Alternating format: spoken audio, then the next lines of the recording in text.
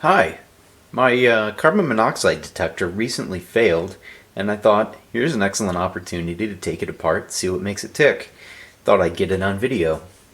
Anyhow, I spoiled the fun. I already took it apart, but it's a Kidda, by the way. Random fact, I always used to call it Kitty.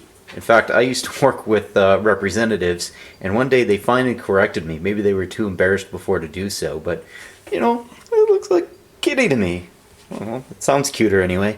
But they prefer Kidda, so there you go. Anyhow, it is a Kidda Nighthawk carbon monoxide alarm. It does plug into the wall, and it has a backup battery that I removed.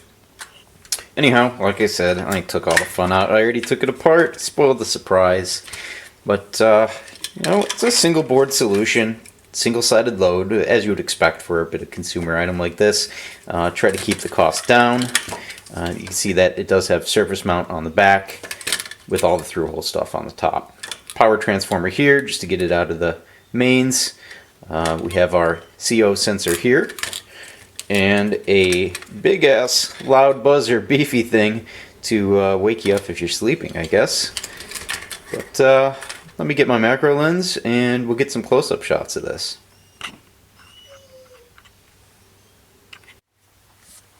Okay, let's look at the board layout. We have our input here, which looks like it was hand soldered. It's kind of globbed on there with solder. Not the prettiest thing, although they did put an isolation slot in there, which is a nice touch.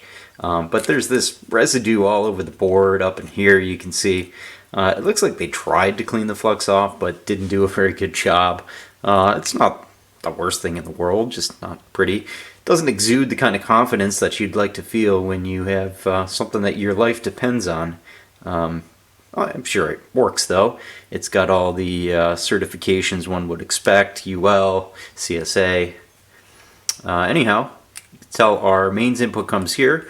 Our power transformer is just over here on the top side of the board. We have a rectifier. There's a capacitor in there to filter it out. And that's pretty much it for the power supply. It's just a very simple linear power supply. And what we have over here, let me get a better view of this, and I might have to put this up on the microscope to get the best view of it, but it's actually a Kidda specific part number on there. So obviously somebody had made a chip for them. And I just checked, and nah, I can't get any information on that part. A couple things came up in Google, but there were those clickbait sites where they can quote any number of parts and they have it in stock. Yeah, I'm sure they have hundreds in stock. Anyhow, that looks like that is our main chipset here that actually controls or works with the CO sensor, which is right on the bottom side, or really the top side of the board underneath here. Interesting thing to point out, a couple things really. Here we have 3 jumpers. They look like little resistors, but their value, as you can probably see in HD anyhow, 0 ohms. So these 3 are jumpers. You can tell by the silk screening. JP3 there, we've got JP10, JP7. I wonder what those are for. Obviously this chip is configurable in some way. It looks like they've all been fitted, so whatever that's doing, looks like they're in there. Another interesting thing is over here in this area on the back, you can see what looks like some kind of conformal coating. I suppose that it is. It's interesting that it's just on these pins here. But I suspect, and for not this reason alone, but others that I'll get into, that this chip is rather sensitive to probably changes in humidity, possibly small signals, and I assume that the signal coming from the CO detector, I'm not really all that familiar with them, but I assume it's a pretty small signal. So you would want to protect that from any changes that maybe humidity would cause. So I assume that's why they're conformal coating these pins here. The other thing that's interesting, the other thing that leads me to believe that the signal is very small, is that you see this tinned silver trace going around here, around this terminal from the CO detector, It actually comes around, goes under the chip, loops around this little probably bypass capacitor here, and comes back around, probably attaching to ground on one side of that bypass capacitor.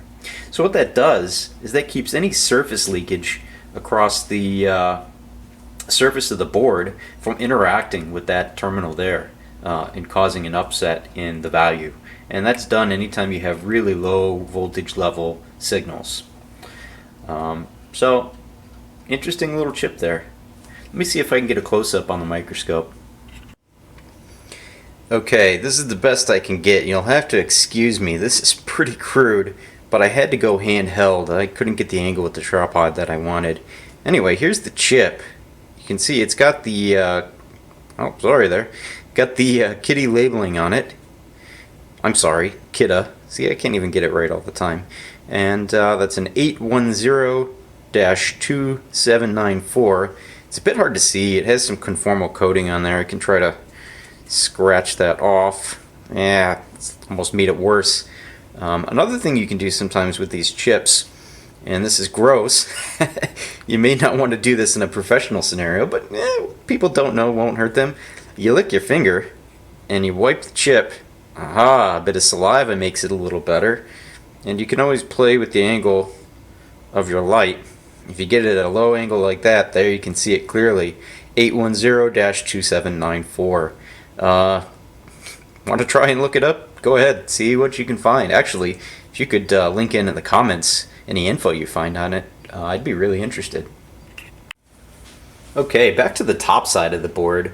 There's not much on here. We've got a couple LEDs, green, red. Obviously, green telling you everything's okay, red saying, hey, you're gonna die, get out of here. Interesting thing to note, is that a carbon composition resistor? I don't think I've seen that in any equipment newer than 1970. Anyhow, maybe it was cheaper, or perhaps they didn't need the tolerance, or I could just be wrong. I do see some extra bands on there. Is that blue? I don't know. Maybe that's something different. I can't tell what the silkscreen says. No, can't read it. Anyhow, we have the carbon monoxide sensor here, and I'm not sure what this strap is here for other than to hold it in place, because it actually says terminal 1, and the other side here you can't see it says terminal 2. Perhaps that's a grounding point that keeps this outer can at ground to prevent any interruptions in small signal. I don't know. I'm not an expert on these things. I can tell you that the way that carbon monoxide sensor works, or at least this type, this is what's referred to as a MOS, M-O-S. It has the same acronym as the beginning of a MOSFET, metal oxide semiconductor. So it is a semiconductor type sensor. What you have is you have this here. I'm not sure what that's filled with. It's like a paper. Maybe it has some kind of adsorber material in it.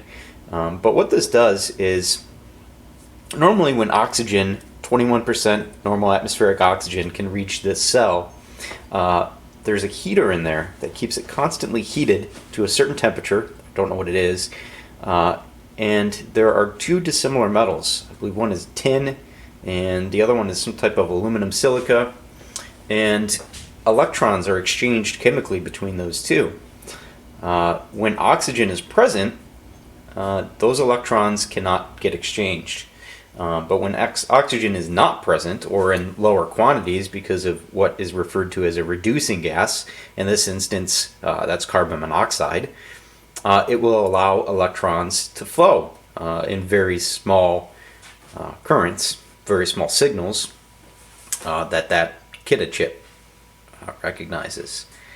So that's how that works. They're not terribly complicated, but they do have that heater in there. So an interesting side note for a unit like this, it really has to be plugged into the wall.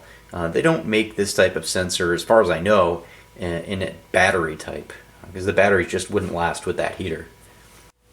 Another thing that's of some interest is this buzzer. It is a piezoelectric buzzer, piezo, however you want to pronounce it. And like I said, it's beefy. It even has mounting tabs on it. This thing, I believe, is 105 decibel.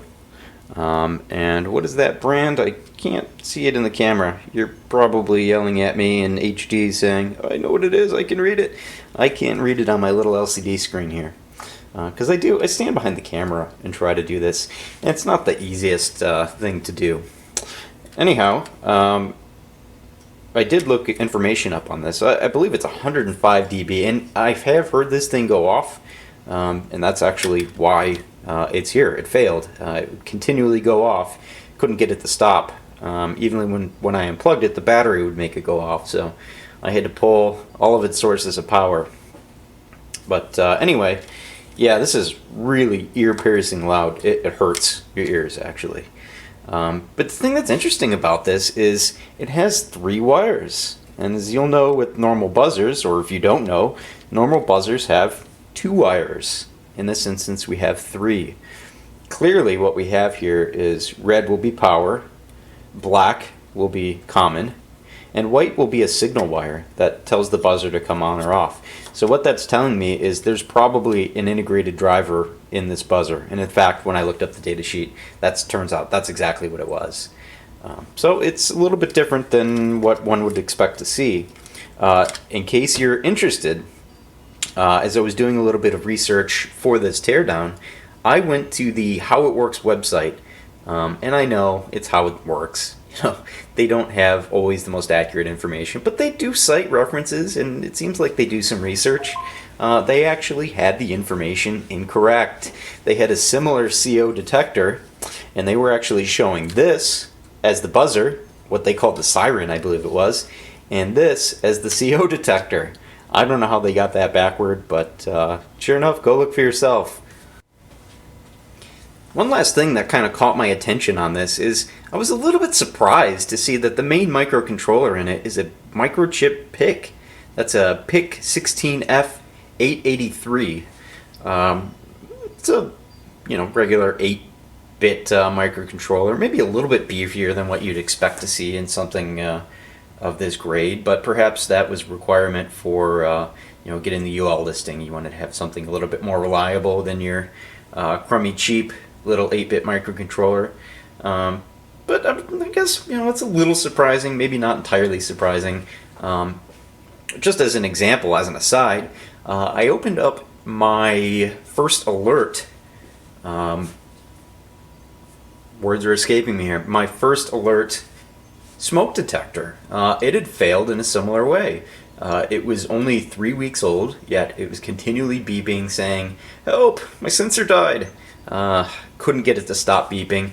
Ultimately, I had to open it up and pull the battery, and it was one of those lithium batteries that's supposed to last 10 years. Unfortunately, what I didn't know is when I pulled the battery, it bricked it. Not that it mattered because it wasn't working, and I was able to return it. Unfortunately, I didn't get any video, but it also had a microchip part in there, single chip solution. It wasn't a microcontroller, it was specifically made for photoelectric effect smoke detectors. And maybe I'll be able to get my hands on an old smoke detector and show you some of the differences. The older type that was either wired into your home or had batteries were typically, well, I got to be careful how I say this, but they were radioactive. They had a radioactive component. They used americium to detect smoke.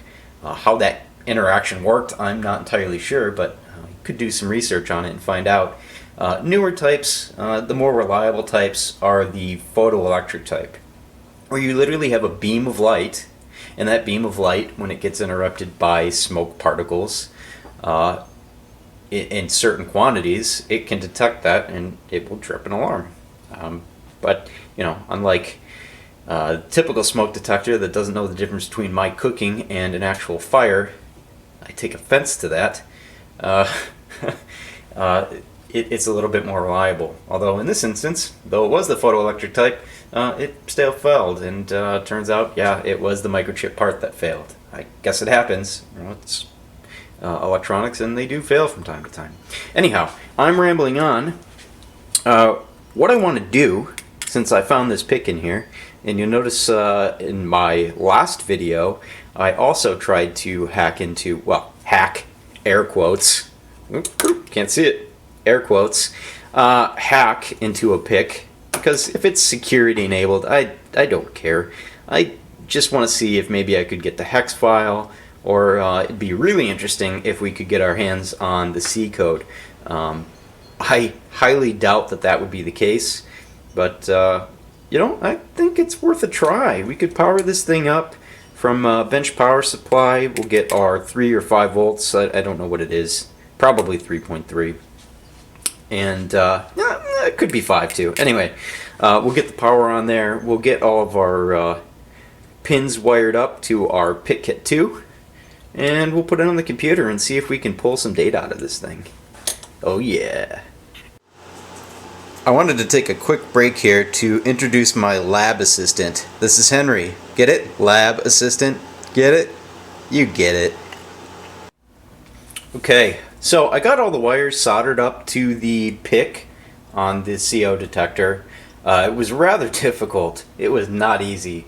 I thought I had smaller wire, some 28 gauge. As it turns out, all I had was 22 gauge that I used for breadboarding. At least it's solid core wire, which made it a little bit easier, but it was still not easy. At least it's an SO package. The pin spacing's a little bit bigger. So you can see here on our PIC kit, we are ready to power the device. So let's go over to our computer and let's see if we can read the data. Sorry, I really need to get a proper screen capture program, but we'll just do it this way for now. I'm going to open up my PIC kit 2. Oh, you hear it just beep there. I think it powered it just for a split second. Let's go ahead and check the VDD. Unpowered target. VDD source set to PIC kit 2. So it's saying that the computer, the PIC kit, is going to power it. I'll hit OK. Oh, there it goes again. We've got our 5 volts on there. I'm curious, what'll happen if I reset it? Oh yeah. Yep, there it goes. Okay, it didn't like that. Anyway, it says PIC kit 2 found and connected. No device found though. Let's see if I can read. Yep, it did find it. PIC 16F883. That's the one. It has a checksum, but all protect. Yep, we can't get into anything, and that's not really that surprising. For something like this that's safety critical, you don't want people going in there hacking, changing the code, and if that person dies in a terrible accident or you know, is injured or somebody else is injured, you don't want to be able to sue. What was it? Kidda. It's a Kidda. Okay. You don't want to be able to sue them and say that it was their fault. But anyhow, yeah, we fail again at this. I think this would be my last hack of any PICs in the near future. It seems that probably most manufacturers do put their code protect on. Anyway, I hope you found that enjoyable, and I'll see you next time. But wait, there's more!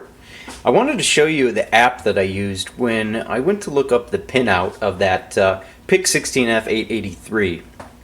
I'm not sure if this is actually available for iPhones or not. I have it for an Android, of course.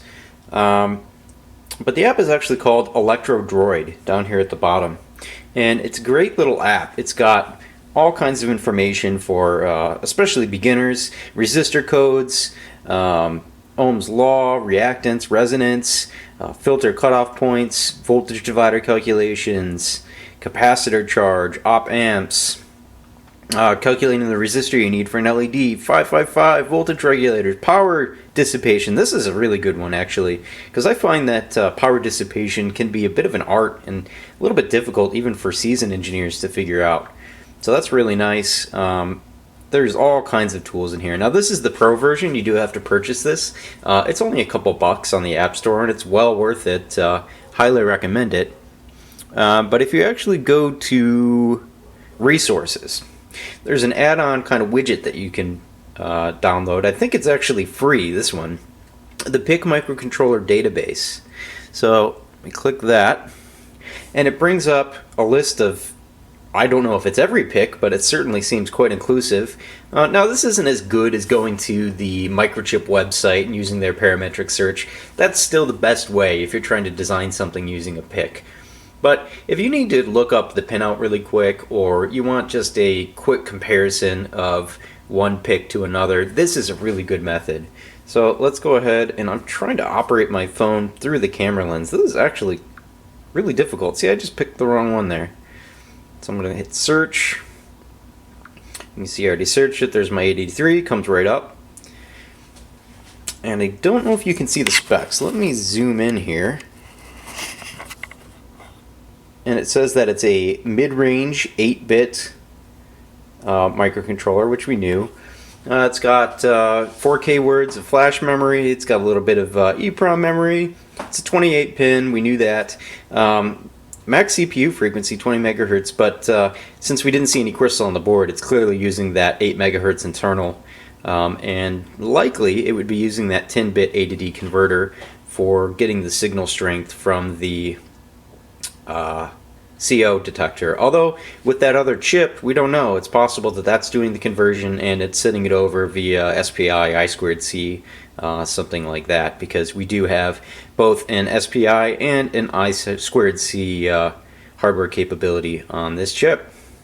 So anyway, I wanted to show you that really quick. You've probably heard me ramble on long enough, so I'll let you go. Hey, since I didn't mention it in my last video, I want to mention, if you like this video, go ahead and click the like button. That few seconds it takes really helps me out a lot. And don't forget to hit subscribe if you like the content that you see. If you go, I don't know if you can do it from your phone, but you can definitely do it from your computer. Next to the subscribe button, there's a little bell shape. If you click that, it will notify you whenever I upload a new video. You'll be the first to see it, and you get to be the first to comment. Anyhow, I'll catch you next time. We'll see ya. Bye.